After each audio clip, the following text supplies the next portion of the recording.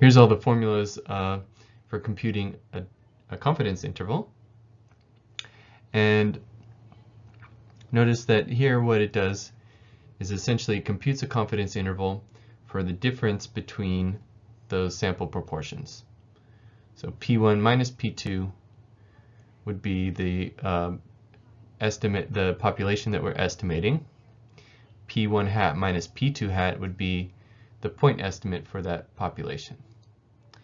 For the standard deviation, we're using the square root of P1 hat Q1 hat over N1 plus the square plus P1 P2 hat Q2 hat over N2. So it's just adding the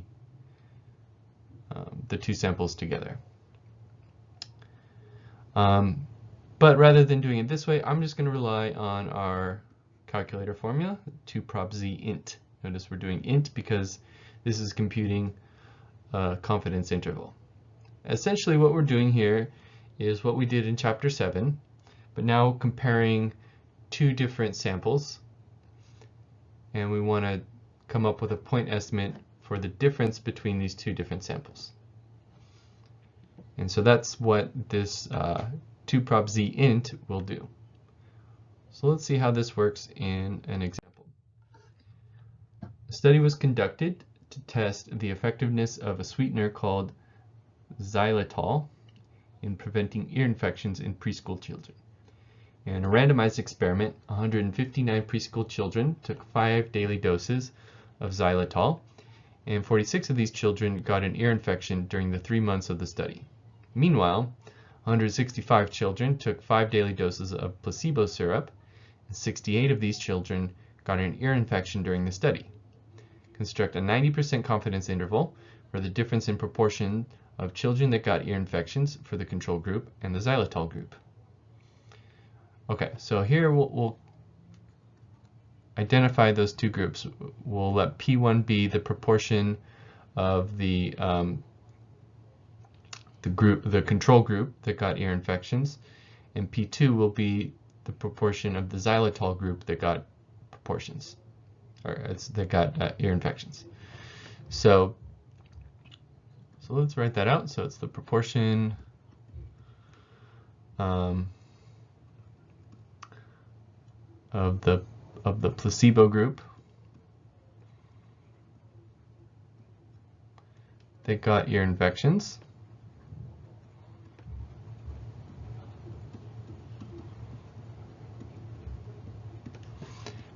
P2 will be the proportion of the xylitol group, so in other words, the people that got the drug that got ear infections.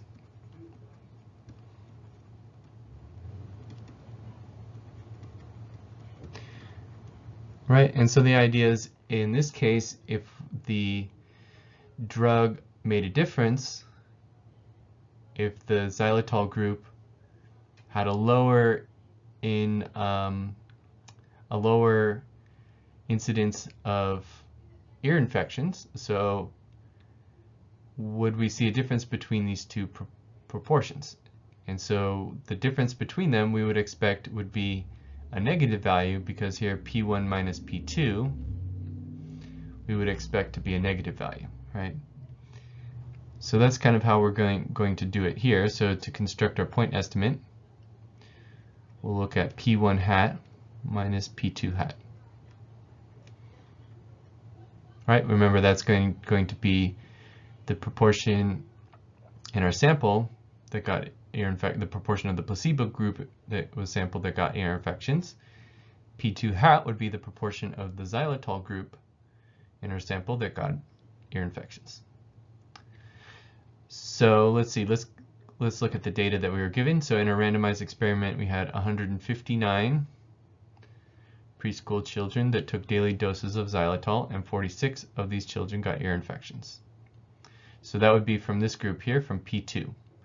So let's call this N2 and let's call this X2. So that would be the number of children that got ear infections out of 159. So that would be for P2. So actually that's the second one here.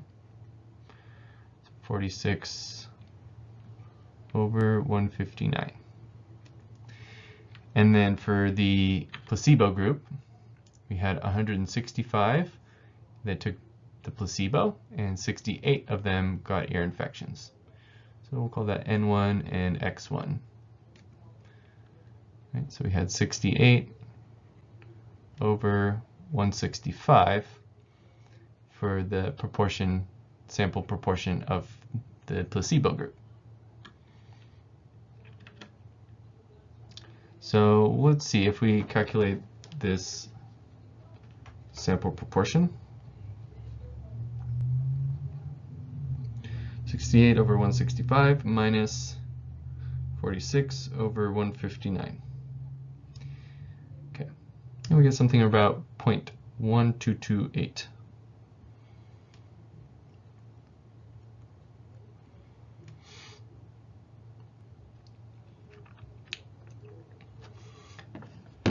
Now if we're going to compute the critical value, it's the alpha over 2. Well, we know how to do that. That's what we've done in the past.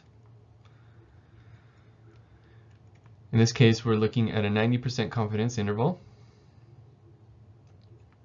So our confidence level here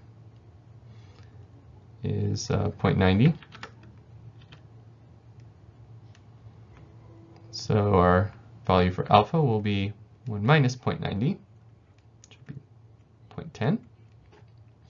And so alpha over 2 would be 0.05. So we're looking for z 0.05.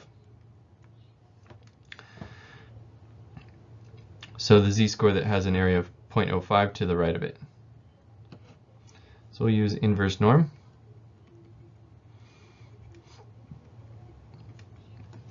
With 0.0501 to the right.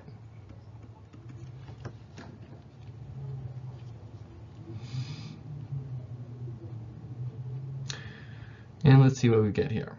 So 0.0501 to the right, we get something around 1.645. So that would be the critical value.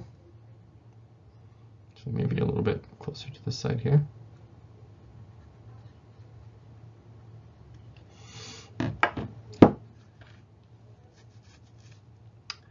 And now with that, we can construct the confidence interval.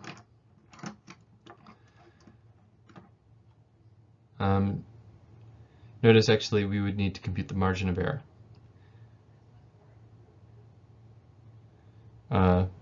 So what would be the margin of error? Well, we would do the z alpha over 2 that we computed times the square root of p1 q1 hat n1 plus p2 hat q2 hat over n2. What I'm going to do instead, rather than doing all this punching into my calculator just to get E and then using that to construct my confidence interval, well, let's demonstrate using 2prop z int. Okay, so I'm going to go to my stat tests menu and then scroll down to 2prop z int. So it's right past 1prop z int, and we'll see 2prop z int. So here, let's use that instead.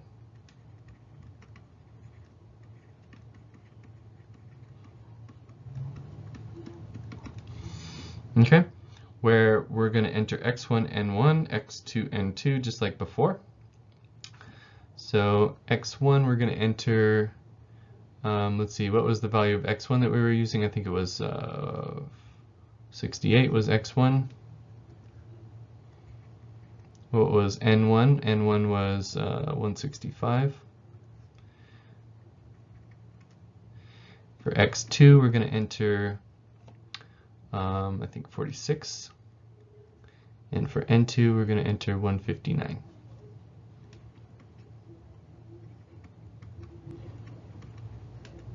In this case, we had a confidence level of 0.90.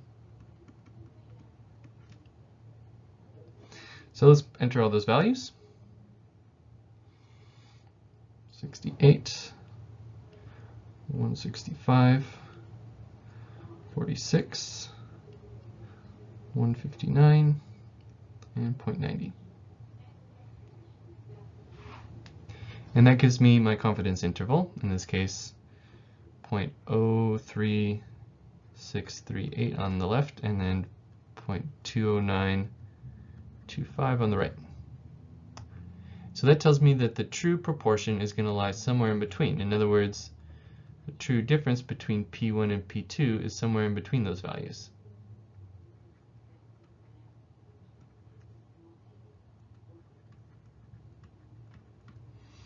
Actually, it's a pretty wide range. But notice that it only contains positive values.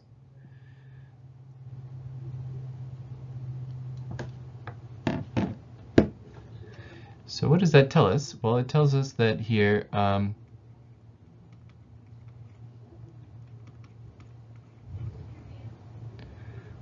since it contains only positive values,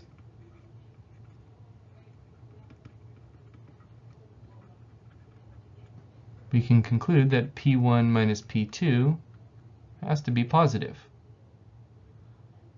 And hence P1 has to be greater than P2. In other words, the group that took the placebo seems to be higher than the group that didn't take the placebo. So in other words, the group that actually took the drug looks like it had a lower incidence, a lower proportion of ear infections. So the group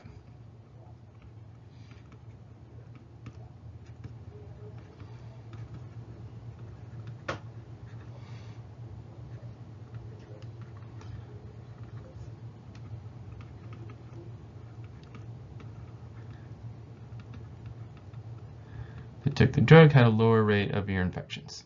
So in this case, we could probably conclude with a 90% confidence that the drug was effective in reducing the number of ear infections.